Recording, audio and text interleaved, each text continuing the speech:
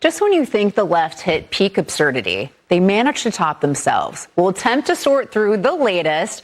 Here with me is Rob Bluey, president and executive editor of the Daily Signal. Rob, it's great to see you. So there's a lot of left craziness, so let's dig in. All right, so forget about the war, forget about inflation, forget about the border, forget about anything important. It's all hands on deck for DC's reflecting pool. Watch.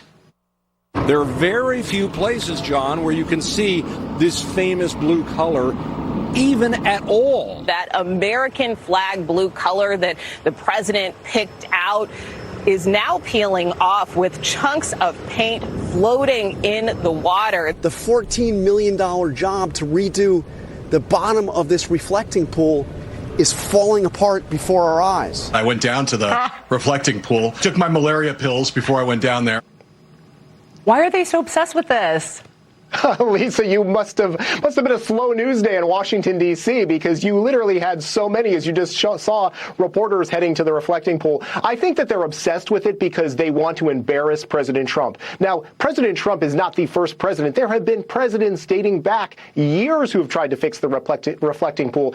Barack Obama, by the way, spent about $34 million, $20 million more than Donald Trump did, and yet they didn't cover that at all. And so it's just pure Trump derangement syndrome all over again. As it always is. All right, well, the Knicks are going to the White House, and Whoopi Goldberg can't help but make it about race. Watch. I want them to go. Do you? I want all those black men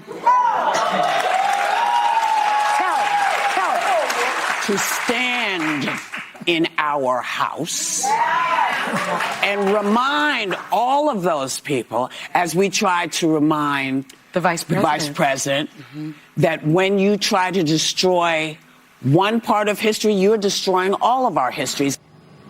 Look, this is a fun moment for the Knicks. It's a fun moment for New York City. Why does Whoopi Goldberg have to make this about race and make it divisive?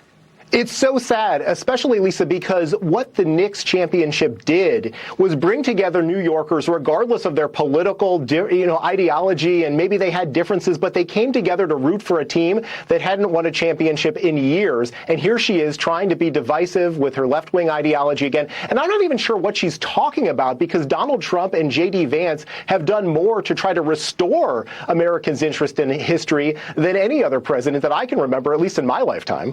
I think they just always have to find something to go at him with. So, they're crazy.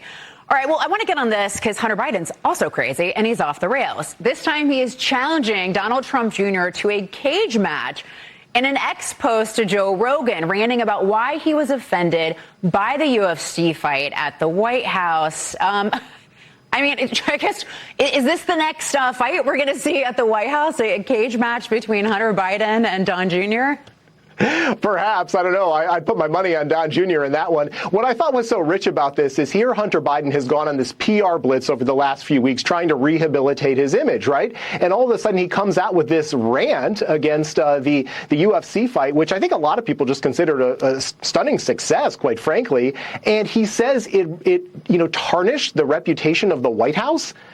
Can we just look back to 2023 when they found cocaine right outside the Oval Office? I mean, come on, this was Joe Biden's presidency, and we still don't have the answers as to how that cocaine got there, but there are a lot of people who suspect they know who did it.